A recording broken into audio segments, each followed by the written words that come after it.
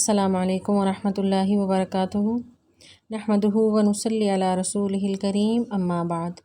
فاعوذ باللہ من الشیطان الرجیم بسم اللہ الرحمن الرحیم رب اشرح لی صدری ویسر لی امری واحلل عقدۃ من لسانی یفقہوا قولی رب زدنی علما۔ سورہ بنی اسرائیل کی آیت نمبر 101 سے آج کے لیسن کا ہم آغاز کریں گے۔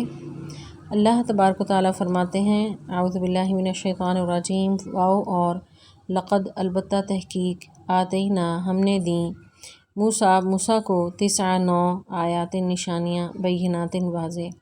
فاسأل تو آپ پوچھ لیں بنی اسرائیل سے اذ جاءہم جب وہ آیا ان کے پاس فقالا تو کہا لہو اس سے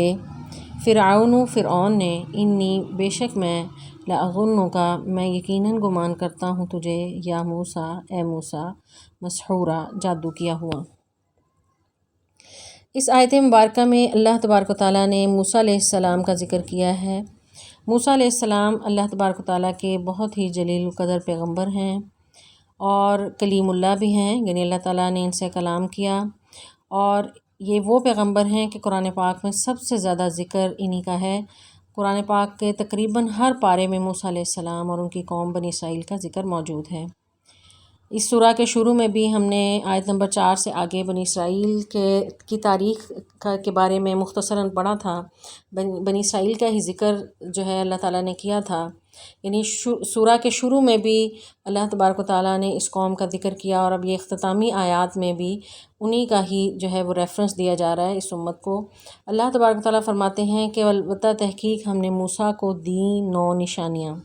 یعنی یہاں پر آیات بینات جو ہے اس کے اگر لفظی معنی کیے جائیں تو واضح نشانیاں ہیں، لیکن اس کی جو ہے یعنی تشریح یہ کی جاتی ہے تفسیر کے اس سے مراد معجزات ہیں۔ گویا موسیٰ علیہ السلام کو اللہ تبارک و تعالیٰ نے 9 معجزات عطا کیے تھے۔ پچھلی آیات سے اس آیت کی نسبت یہ ہے کہ پیچھے جو آیت نمبر 91 92 میں اور اس سے اگلی آیات میں ہم نے پڑھا کہ قریش مکہ رسول اللہ صلی اللہ علیہ وسلم سے طرح طرح کے معجزات مانگ رہے تھے۔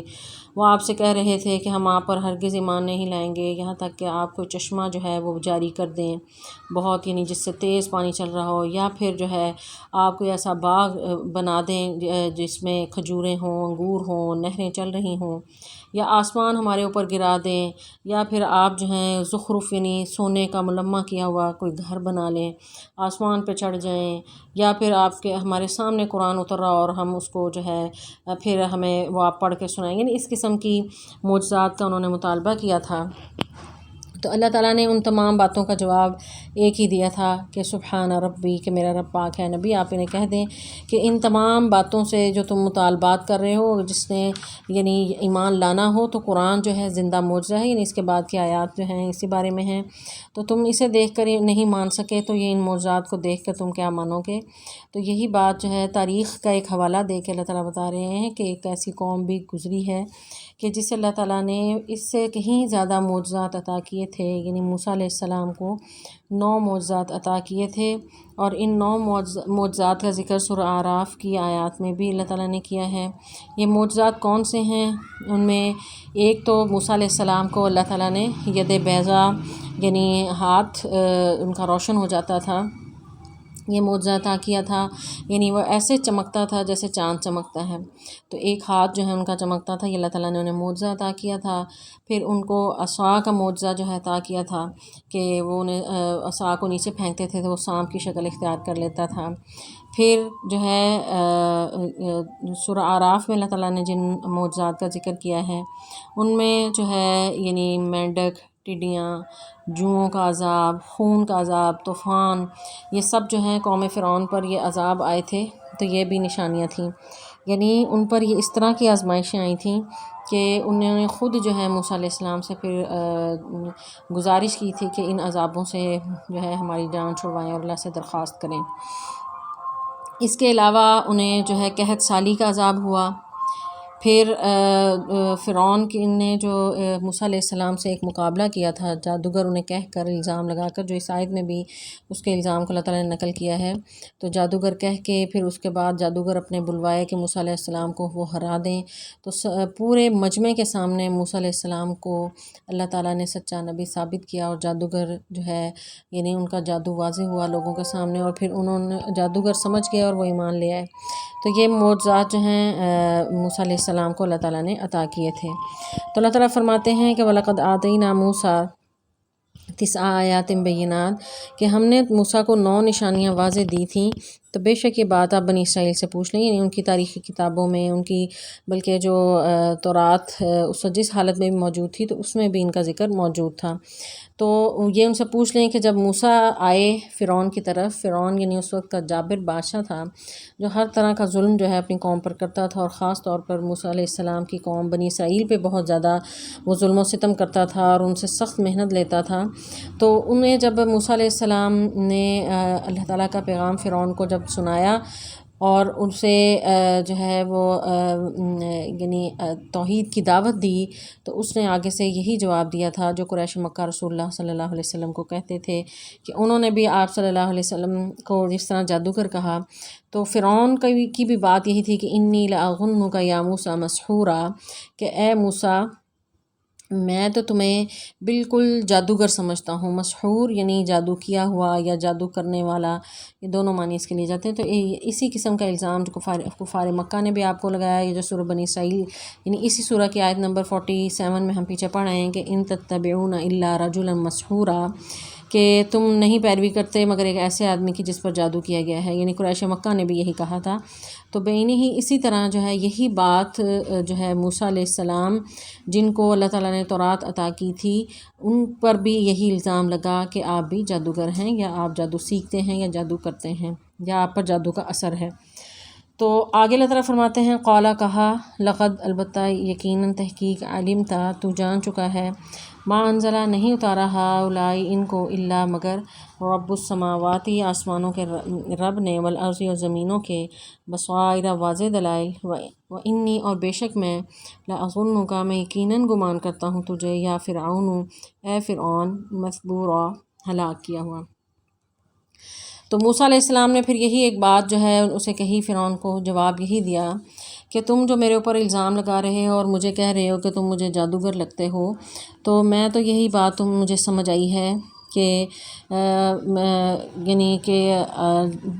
اللہ تبارک و تعالیٰ جو زمین و آسمان کا رب ہے، اس نے بصائر یعنی یہ بصیرت کی جمع ہے، واضح دلائل یعنی معنی اس کا معجزات کا ہے، کہ واضح معجزات تمہارے سامنے ظاہر ہو گئے، ہر چیز تم نے دیکھ لی، تمہارے سامنے جادوگروں کے ساتھ جو مقابلہ ہوا تھا انہوں نے حقانیت کو پہچان لیا اور سارے کے سارے مسلمان ہو گئے، لیکن تمہاری آنکھوں پر جو ہے وہ پردہ پڑا ہوا ہے اور تمہیں حقیقت نظر نہیں آتی۔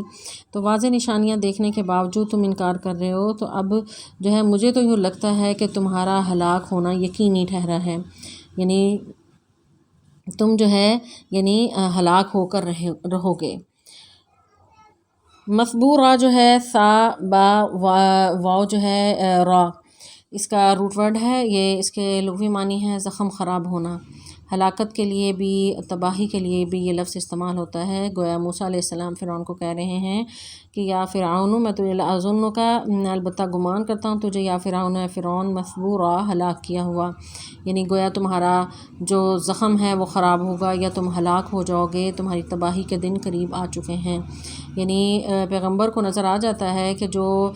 حق بات کو دیکھتے جانتے پہچانتے معجزات کو دیکھ لینے کے بعد اللہ کے ایک ہونے کے یقین ہو جانے کے باوجود اپنی ضد پر قائم رہتا ہے، تو اس کے لیے پھر تباہی ہی تباہی ہے۔ تو جو بھی قوم یہ رویہ اختیار کرتی ہے تو اس کے لیے بربادی ہے۔ تو یہ سورہ اگرچہ جو ہے مکی صورت ہے، لیکن اللہ تبارک و تعالیٰ یہاں پر ایک تاریخی واقعے کو ذکر کر کے، کیونکہ اہل مکہ کا رویہ بھی ایسا ہی ضد اور ہٹ درمی کا ہو چکا تھا کہ نبی صلی اللہ علیہ وسلم کے ہر طرح کے معجزات دیکھ لیے تھے، معراج کا واقعہ بھی ہو چکا، انہوں نے اس کا بھی انکار کر دیا، واضح نشانیاں سب واضح انہیں پتہ چل گئی تھیں، اس کے باوجود وہ انکار کر رہے تھے۔ تو تاریخ کے ایک واقعے کو بطور ثبوت بیان کیا جا رہا ہے کہ اس نے بھی ایسا رویہ اختیار کیا تھا۔ فارادہ تو پھر اس نے ارادہ کیا ان یہ کہ یستفزہم کہ وہ پھسلا دے ان کو من الارض زمین سے،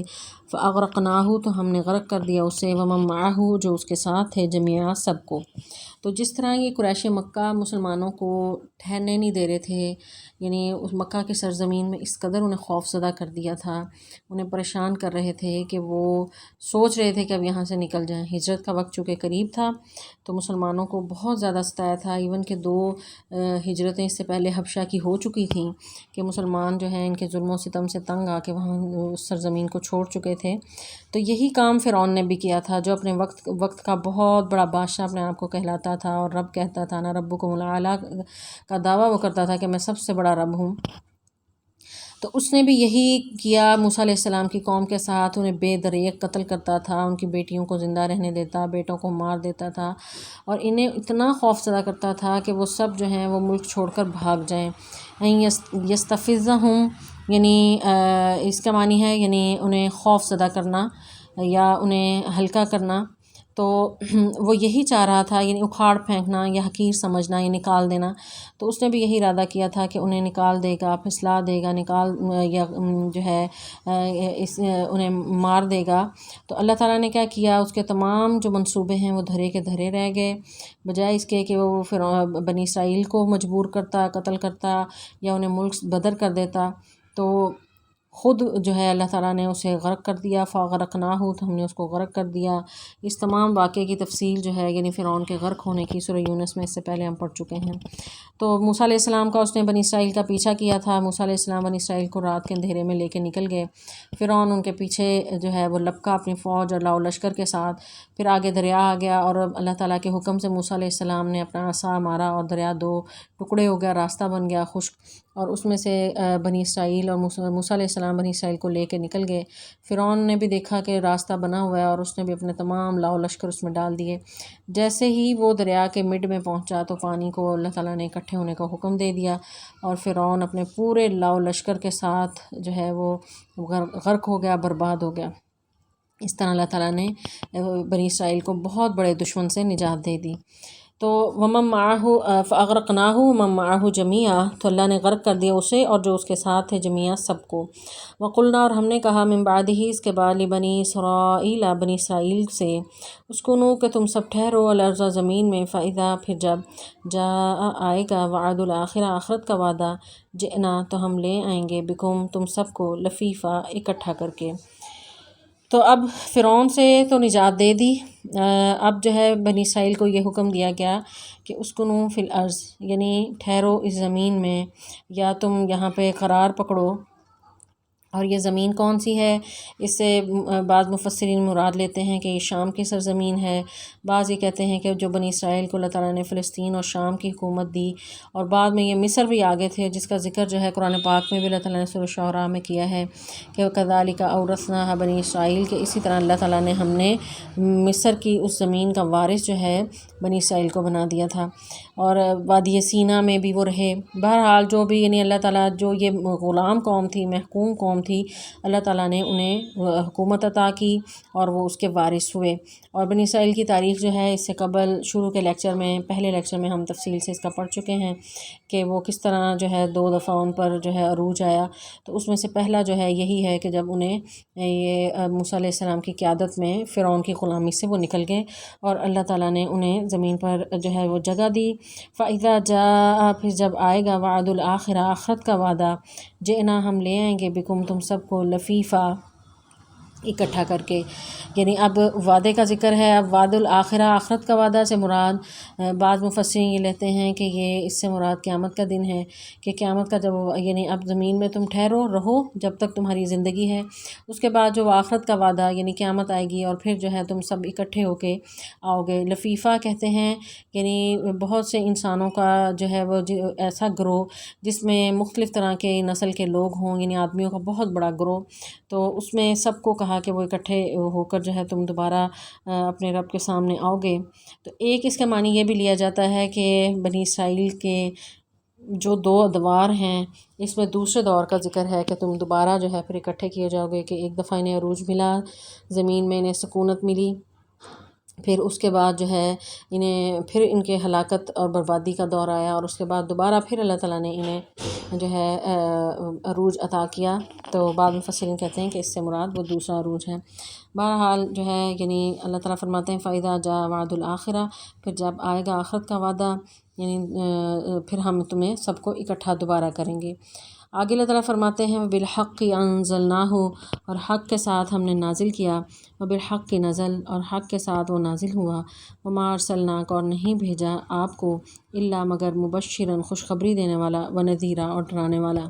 یعنی جو بھی یہ بات ہے یہ سراسر حق ہے، یعنی یہ درمیان میں یعنی بات مشرکین مکہ کی